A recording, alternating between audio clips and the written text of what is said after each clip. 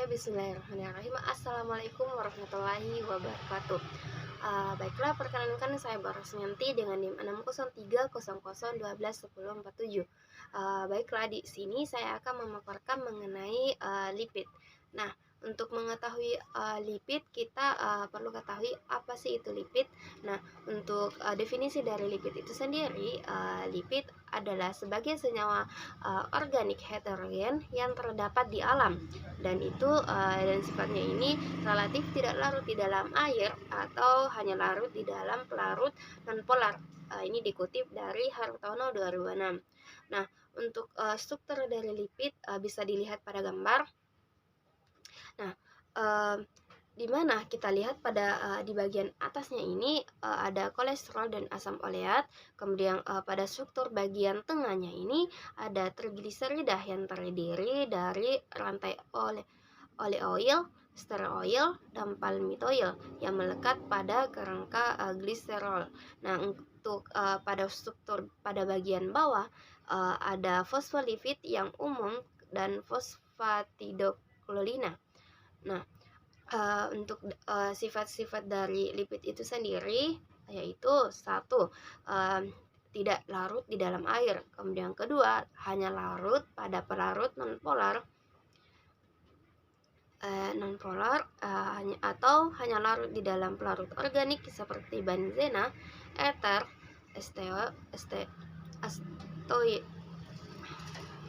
aseton, kloroform, dan karbotetraklorina.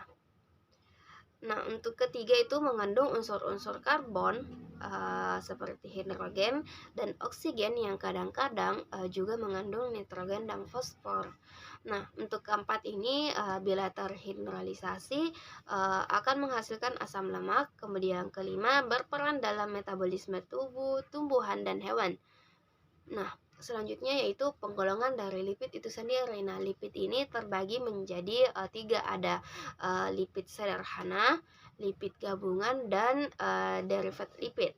Nah, untuk yang pertama lipid sederhana yaitu ether, asam lemak dengan berbagai alkohol. Nah, contohnya ini lemak atau gliserol dan lilin. Nah, selanjutnya yaitu lipid gabungan, di mana lipid gabungan yaitu ether, asam lemak yang mempunyai gugus tambahan. Contohnya itu fosfolipid dan cerebrosida. Nah, untuk ketiga itu ada derivat lipid, di mana derivat lipid ini adalah senyawa yang hasilnya itu dihasilkan dari hidrolalisasi lipid. Nah, di mana contohnya itu ada asam lemak, gliserol, dan sterol.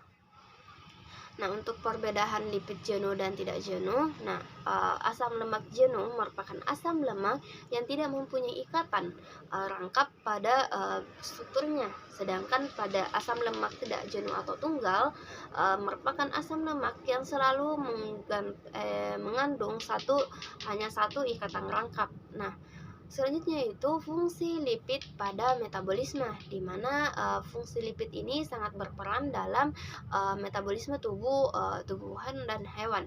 Nah, yaitu yang pertama, fungsinya itu sebagai sumber energi. Kemudian kedua, sebagai bahan baku hormon. Yang ketiga, membantu dalam transfer vitamin yang larut dalam lemak. Kemudian sebagai bahan insulisasi terhadap perubahan suhu, serta dapat melindungi organ-organ tumbuhan dan hewan di dalam tubuhnya. Nah, baiklah, mungkin cukup sekian dari pemaparan mengenai lipid. Kurang dan lebihnya mohon dimaafkan. Wassalamualaikum warahmatullahi wabarakatuh.